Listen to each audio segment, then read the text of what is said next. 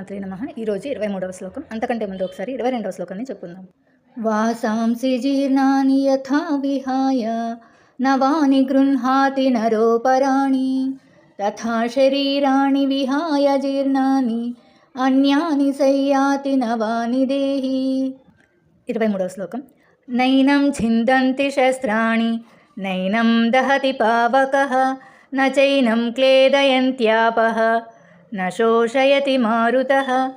నైనం కాదు ఈ ఆత్మను, ఛిందంతి కోయగలవు, శస్త్రాణి ఆయుధాలు, నైనం కాదు ఈ ఆత్మను, దహతి కాల్చుట, పావకః అగ్ని, నా అంటే కాదు అని, చైనం మరియు ఈ ఆత్మను, క్లేదయంత్యాపః నీటితో తడుపుట, నా అంటే కాదు, శోషయతి ఎండగొట్టుట అంటే ఎండగొట్టుట కాదు. నా వచ్చిన దగ్గర అంతా మనకి ఇక్కడ వ్యతిరేక పదంగా పనిచేస్తుంది. ఎండగొట్టడానికి రాదు, తర్వాత నీటితో తడపడానికి కాదు అలా. మారుతః గాలి. ఈ ఆత్మను ఆయుధములు ఛేదింపలేవు, అగ్ని కాల్చలేదు, నీరు తడపలేదు, గాలి ఎండిపోవున్నట్లు చేయలేదు. ఆత్మ పంచభూతములకు అతీతమైనది. భౌతిక శక్తులు ఆత్మను ప్రభావితం చేయలేవు. ఇది ఆత్మ యొక్క అజేయత్వం, అవినాశితత్వంని స్పష్టంగా చెబుతుంది. అంటే పంచభూతములు కానీ ఇక్కడ అవినాశత్వము అజేయత్వాన్ని స్పష్టంగా చెబుతుంది. అంటే శరీరం నశింపవచ్చు కానీ ఆత్మ నశించదు.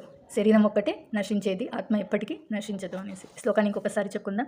నైనం ఛిందంతి శస్త్రాణి నైనం దహతి పావకః న చైనం క్లేదయంత్యాపః న శోషయతి మారుతః. 24వ శ్లోకాన్ని రేపు చెప్పుకుందాం.